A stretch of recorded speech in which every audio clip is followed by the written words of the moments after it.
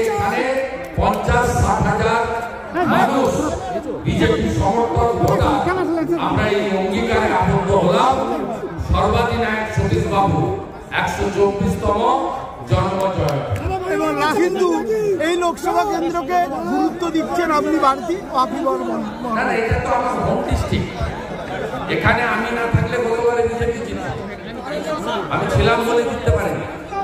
এবারে আমার দায়িত্ব, আমার যে কৃতকর্মের যে আমার যে ভুল সেটা শুধরে দেওয়া।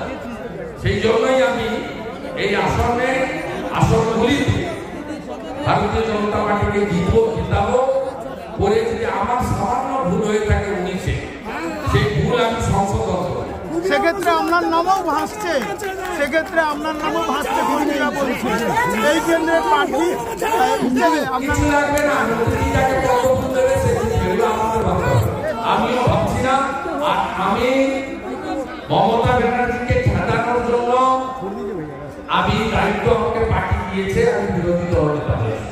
যতক্ষণ না মমতা ব্যানার্জিকে ঠেকাতে পারছি, যতক্ষণ না সপরিবারে এই চোর বংশকে জেলে ঢোকাতে না পারছি, ততক্ষণ পর্যন্ত আমার কোনো বিশ্রাম না ছিল।